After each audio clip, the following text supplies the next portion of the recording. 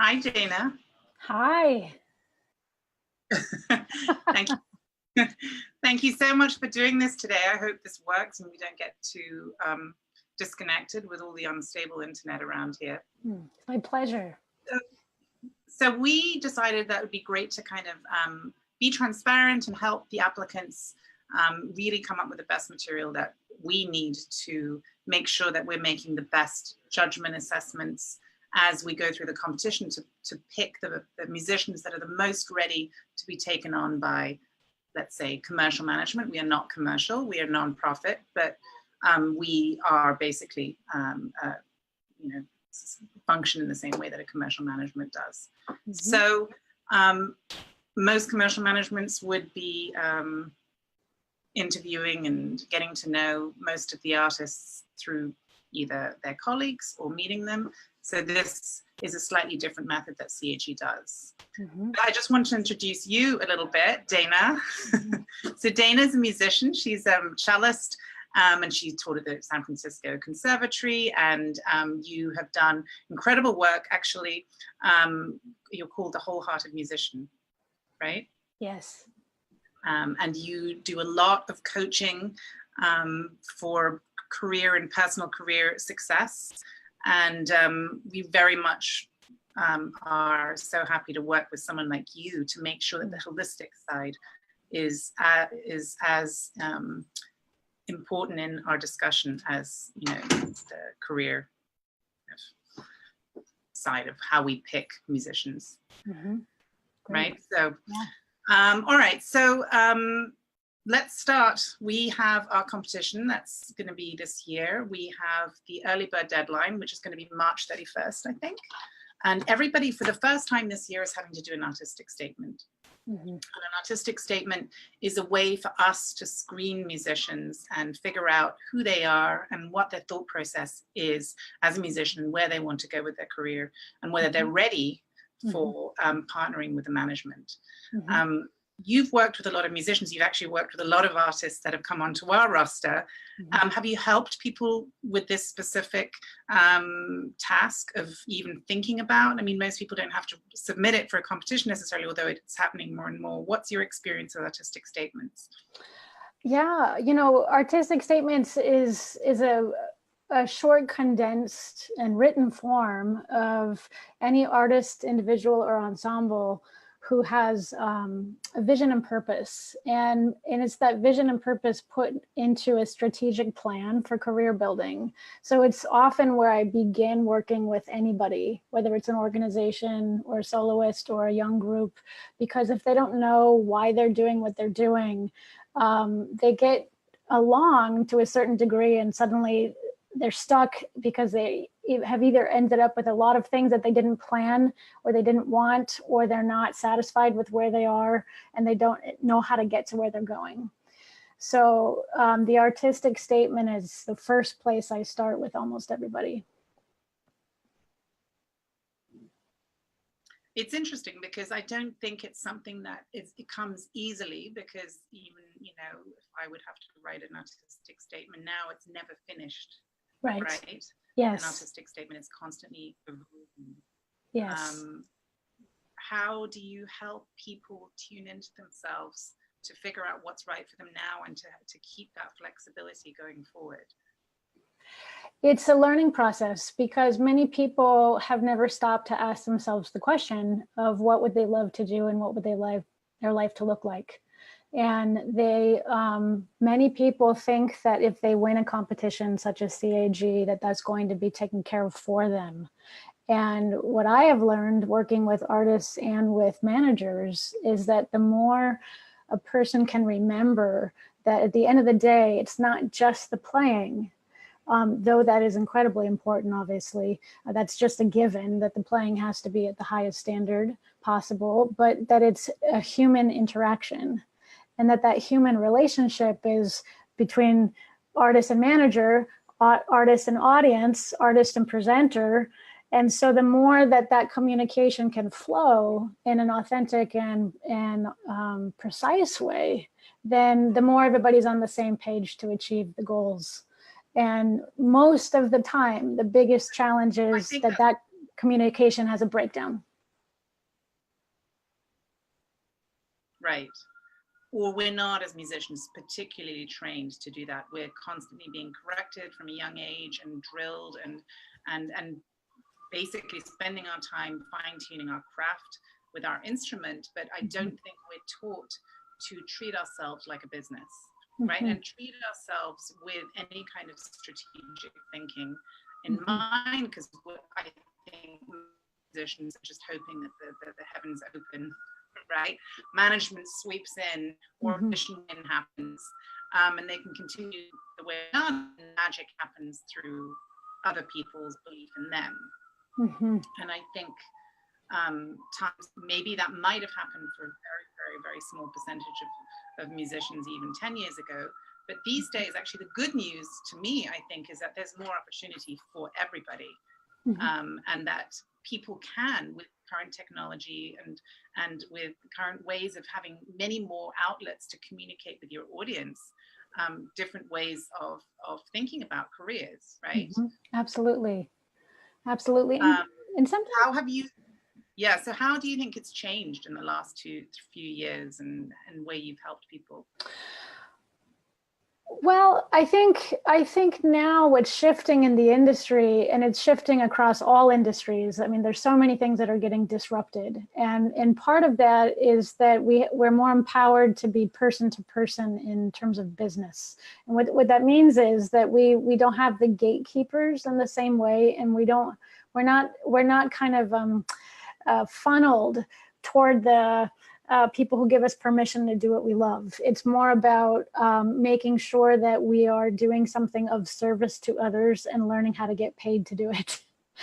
And so the more we can understand the value of why our music making is important, whether it's for a certain culture or community or cause or voice, or nowadays, I think we're owning so much the power of what we do and the impact that it has in so many ways. And presenters are looking for that. That I know. So presenters are looking for that. And, you know, for our competition purpose, you know, we're going to be assessing all of these materials throughout the semifinals. We, you know, well-known instrumentalists, and the finals for CAG often have top presenters. Oh, Chris, we have one of our managements here. He thought he was going to get by without me getting. You've got to come and chat with us for 2 minutes about. I do. Hey, Dana. Hey, Chris. This was not planned. Are we live on the air? Yes, we are live on air. So Chris Williams is one of our illustrious managers here at CAG. And I'm just telling everybody that the materials that you submit, whether it's programs or statements, will be seen by all semifinalists, us obviously, and finals jury. It will be in a packet. So having said this, this is not a way for it to be totally, you know, polished and foolproof. We want to hear from you. And what are you looking for? I mean, you've come from commercial management, and you are going to be part of the team that's assessing, you know, all and going out talking to presenters. What is it that artistic statements help you with from a booking point of view? Well, I mean, I think you know, and I expressed this to you before, that I feel like in some ways there's no right or wrong answers, which is the good news, I think, for any applicant. I think that, you know, we're trying to get, you know, some sense of your personality, but I think even more is to gain some insight on creative scope. And it would be great to hear about ideas, big and small, that you have, that you may like to pursue, that you want to pursue, that you're already pursuing. That could be in terms of like the presentations you're doing, the programs you're playing, the themes of those programs, but also what you want to do with your gifts out in the community. You know, what are your goals and dreams? How do you want to touch people and connect? You know, I think in this particular statement to me, and it might be a wrong thing to say, I don't know, I think more is more. There's no such thing as wrong, remember? There's no such thing as wrong, and I Yes. think more is more. I want to, you know, I think it's a chance for us to get some insight on your passions, you know, you know, I think that's what we want to come through. When you're talking to presenters, like this is something you talk to me, and I've learned a lot from you in the last 6 months since you've been here, is how do you differentiate yourself from, like, let's say you're a string quartet or a pianist. There are a million of them out there, you know, and I'm sure, Dana, you talk a lot about this. I mean, and it's easy to come up with these, well, I'm innovative or I'm passionate. I mean, these words are sometimes hot air. What does that actually mean? So, you know, being specific is important, you know? Right. I mean, and an example today, you don't even know about this. I mean, I spoke with one of our current groups today who had an idea of doing something called, well, tentatively called the Dvorak Project, in which over the course of a season or a few seasons, they perform all of the Dvorak string quartets. I mean, this is sort of like the basic idea, but they hope to have like either a social justice something tie-in somehow, some way, or something academic. You know, it's still in development, but the point is that, you know, a project over the course of a season playing all Dvorak string quartets is interesting. I've never really heard someone make a prerogative to do that. We hear about Beethoven and those things all the time, but I don't know, it's just, you know, one little example. Yeah, I need talking points. So like, you know, when I'm talking to a presenter, I'm telling them this artist is offering these projects right now. And that could be, you know, they're doing a project or a program called, you know, From Beethoven to Bach, and or Bach to Beethoven, and you know, have works by Beethoven and Bach, and they're interconnected. And I have to explain to them how they're interconnected and what makes this program unique and special. But what you never want to get stuck with is this artist has a program that is this, this, and this, and that's it.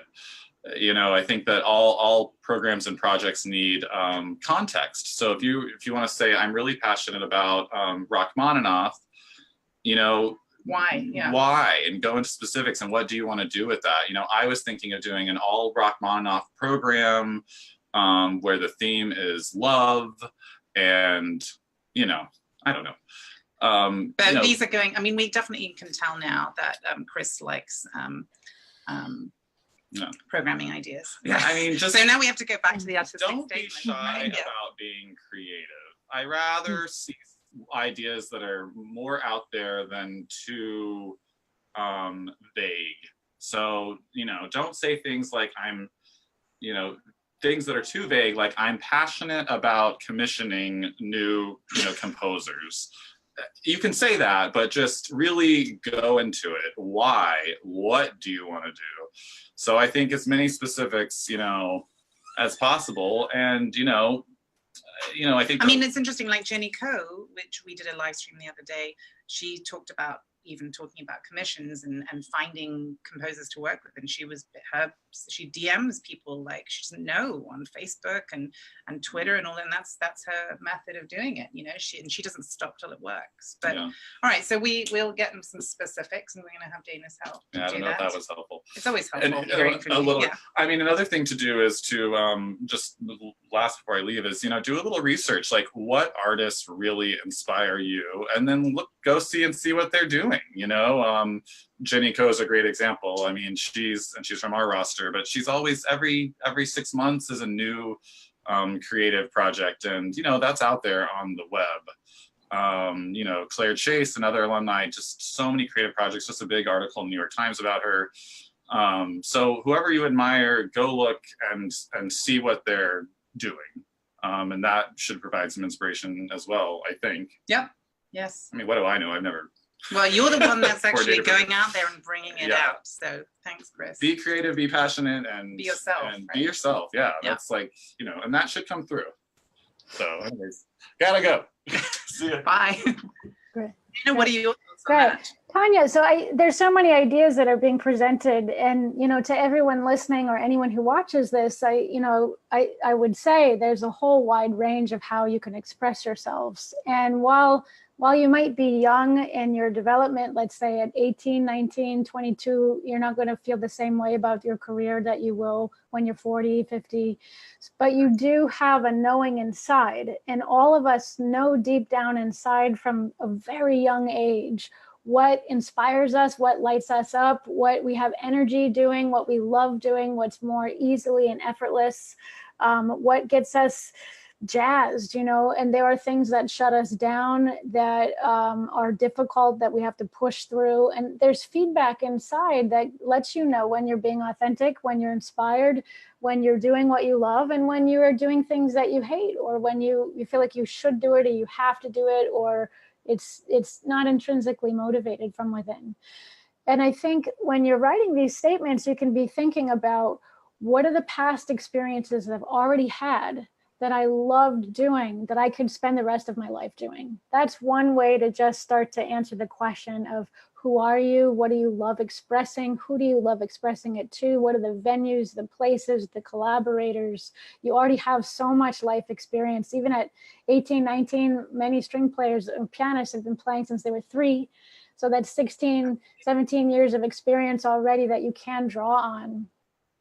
And that's a starting place, you know. And this artistic statement, I mean, there's so many things I could say, Tanya, but in particular, it does show a jury or a manager or a presenter how you're thinking. And if you haven't thought strategically about things like programming or venues, or how much time you want to be on the road, or what kind of repertoire you love, or what kind of people you want to engage with, or what kind of cause you want to contribute to, or what kind of impact you want to make.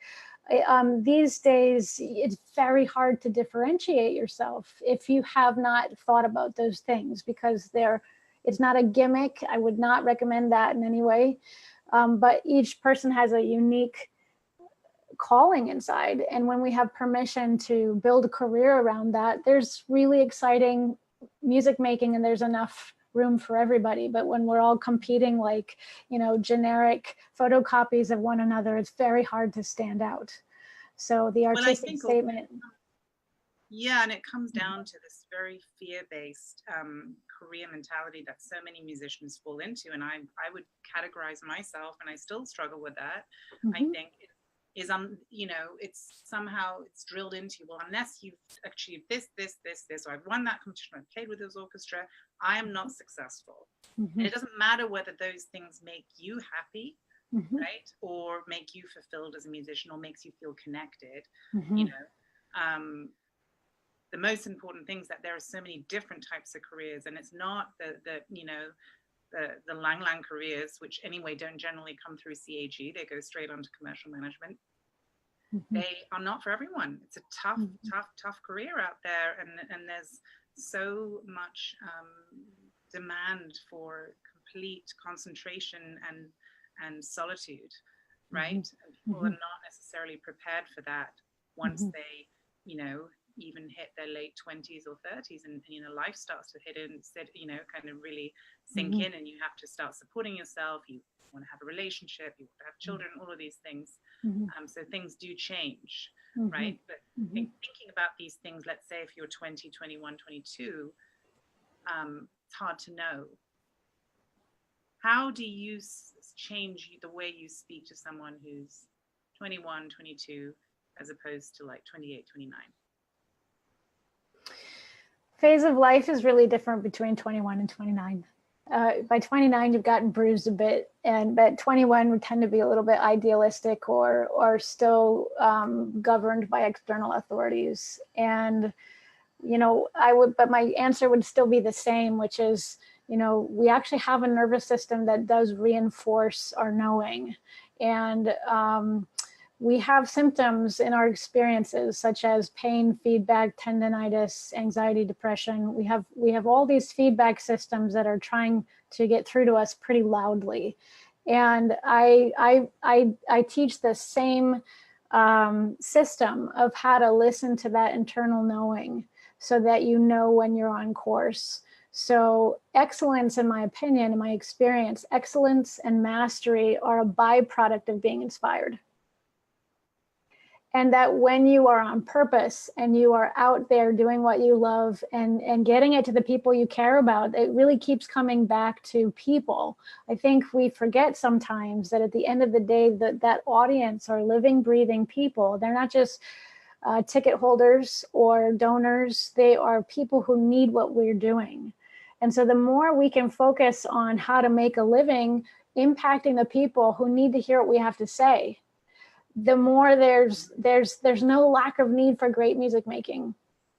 And the people who are on purpose, they look like their lives have been serendipitous, like everything just kind of fell into place. But I think of someone like Yo-Yo Ma is such a great example of, he calls himself, I believe, a citizen of the world, and he's an artistic ambassador for humanity. And you see his longevity and his sustainability because he keeps reinventing himself around that same cause. And while his playing as a young person got him to a point of being paid attention to, it was that vision that sustained him throughout all these decades, in my opinion. And so I looked at people like that to go, well, who's lasted for generation after generation, decade after decade, and still having a great life, and they're not burnt out and bitter and, breaking down. Yeah, no, that is really interesting. I mean, and he's a great example of, the type of musician we want more of, right? But I keep coming back to this idea of feeling connected to yourself. Yes. I think that's a big thing about, and I was saying to you, even my 11-year-old who's at home, I'm trying to teach him how to write. Well, not trying to teach him how to write, I'm trying to teach him how to trust his own voice. Right. How can you speak to that? Because there's going to be a lot of writer's blocks, I think, before this deadline. Right. I mean, some simple points for writing could be, storytelling. So storytelling, Brene Brown writes about this, Joseph Campbell writes about this. The power of storytelling is really gets it completely out of the right or wrong, good or bad, and you're just speaking from a heartfelt experience. And so when we start talking about music, like when people are great speakers about music, they're talking about something that has fascinated them, that has inspired them, is heartfelt to them, is meaningful to them. And once that authenticity comes through, there's no possibility for right or wrong. But if we're hiding our authenticity and our vulnerability, and we're trying to prove ourselves or prove our significance, we hide behind things like facts or status or stature, and that can get knocked down, and people can criticize it and say this is right or this is wrong. So when you're truly authentic, there is no right or wrong, because there's only one you, and nobody else can tell you that you're doing it wrong. Right. I mean, it's actually quite simple, but it can be terrifying for many people. And I think when you think of an artistic statement, telling a story of what you love doing, why you're doing this. I mean, we are athletes. With like just writing down words at the beginning, or just anything, just starting, just like getting it out on paper before you start crafting it, making it presentable. Right. If you Google artistic statement or artist statement online, I did this just a little bit earlier today, there's going to be actually tons of articles and suggestions that give you outlines and bullet points of how to get started. And it also talks about how difficult it is for us to put into words. I mean, many of us are musicians because we don't do words well. And we're trying to express what we feel and all our emotions, and we don't know how to do that in the world, right? So I would suggest you go to a moment that really feels like a highlight for you, a highlight of your musical. It doesn't have to be a performance. It could be a lesson. It could be a rehearsal. It could be working with a composer. It could be working with a conductor. It could be getting to know a piece and starting with what you know. Again, coming back to why you love it, the impact you want to make, what kind of experiences have been meaningful to you. What is it that makes you grow? What is it that makes you think? What are you curious about? Just share part of who you are. Can you give me an example of maybe someone you worked with that was in really crisis mode of being able to write, and you helped them, get through and actually come up with some clear goals for themselves or their group? So it's complicated, right? Because if someone's in crisis. Right. If someone's in crisis, the challenge is they've never asked this question, and they're usually worried about doing what somebody else expects of them. And if that's the case, if you've never asked this question of who am I, what's my voice, what do I want to contribute, how do I want my life and music to look, how can I get out there and make a difference through all these concerts and opportunities? If you've never asked those questions, it means you might have always been doing what someone told you to do. And so the block in it of itself, being aware of that block, is still growth, because you have to face the fact that you don't know how to answer the question.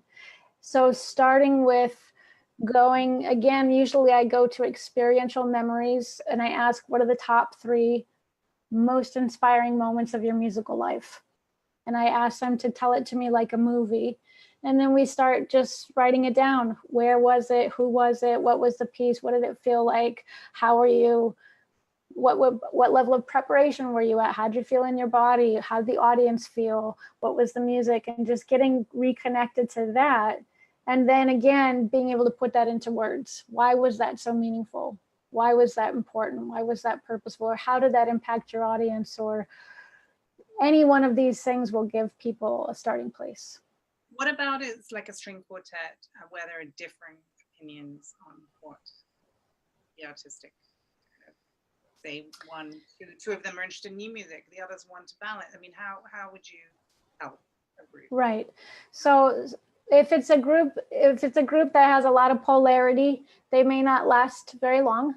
But if it's usually groups that last a long time, even if they've never had this discussion, they've unconsciously realized they're pretty in alignment of what inspires them. So if it's a group, again, I ask each person individually to go through that same process of those 3 memories that are most inspiring, the top 3 musical memories. And then I have them share it with each other and see what the commonalities are. And then I have them as a group discuss what were their top 3 most inspired moments with that group and why. And then usually, again, you'll find the commonalities, and together you'll find out what it is that they want to be doing. It's usually pretty clear. Yeah, no, that's really great. And I think that the process of doing this, and it's not easy. And I think it's going to take many drafts to do it well. I think, and having help from someone like you, and you are available to help, right, for a consultation. Absolutely, absolutely. But the other option for a lot of you would be to use your career development offices at your conservatories and have people read through your artist statements, people you respect, and just see whether it rings true to you, because that's who we want to hear from, is you. And I think that going through this thought process is already the biggest step, I think, having a strategic plan for yourself. Because often when I hear, when people come in and have management, and I often so heard that managers will always say, well, you have to come up with ideas. Management doesn't take care of it. And I really never understood that for a long time. What does it mean for you to be proactive in your career? And I think proactive with career is coming up with ideas, being an ideas generator for yourself, and doing things that make you feel excited and connected.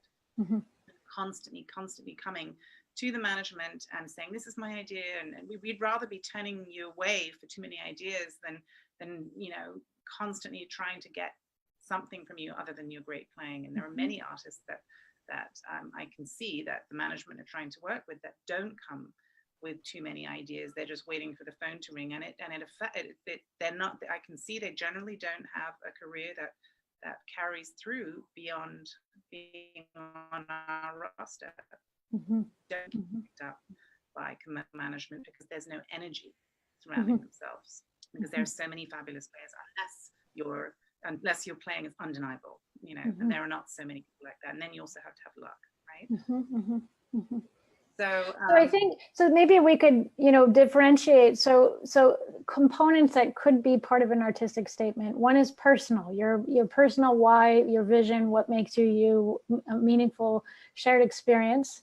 That could be one part of it. Another part is what you're describing, which are what are the projects you're excited about? What are the, not everybody wants to play in huge halls. Some people love salon style. Some people love being able to talk from stage and have the audience interact. Some people don't want to speak from stage at all. Some people don't want to collaborate at all. They're shy. They don't want to engage with people. Other people want the audience right there on the stage. I mean, these are all kinds of components, in particular, the kind of repertoire that you love playing, composers that you would love to collaborate with, project, causes, multiple disciplines. If you like working with dancers or actors, or, you know, these are all things that give you your musical voice, because your musical voice is who you are as a person first.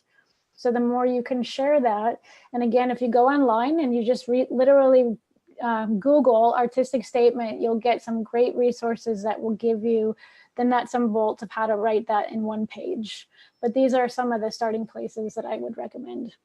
Okay, well, that's really great. I mean, I really appreciate your time. I mean, before we finish, top 3 pieces of advice. Yes, great. So my suggestion is that when you prepare for the competition, you want to remember that the competition is not a starting place, but it's almost an ending place. So that as you prepare, emotionally, physically, stamina-wise, mentally, musically, technically, that by the time you get to that stage, you're showing them the product, who you are, what you're about. That experience that they get from you on stage is what's going to predict the next 3 years if you get management. So it's not, oh, please give me permission and then let me figure it out. It's like you want to be thinking about, this is the launch pad for what's coming. So it's almost like you have to be 3 years in advance. So that's one thing. And the second thing is, make sure you really want it. Make sure you actually want what comes with winning. And make sure that you're also thinking about how this experience can benefit you. Even if you don't win, what are you going to learn from it? What relationships can you build? What experience can you gain from it? And what can you learn about yourself so that next time you're that much more empowered? And then thirdly, I would say what you think of yourself is more important at the end of the day than what anybody else thinks of you. And if you lose that, for better or for worse, because of somebody outside of you telling you that you're good or bad or anything in between, it's a bit of a game over situation. So just remember that you are your most powerful ally, and don't abandon yourself under pressure. That's really great, Dana. Yeah. That was amazing. Thank you. And I think those are exactly the things the attitude to have going through this. Great. I really appreciate your time and your wisdom, and follow Dana on social media as The Wholehearted Musician. Be in touch with her. She works with a lot of musicians, and we will certainly do more work with you. So thank you. Thank you. And good luck, everybody. It's going to be great. Thanks. Yeah, good luck, everybody. Thank you, Tanya. Bye, Dana. Bye. Bye. Bye.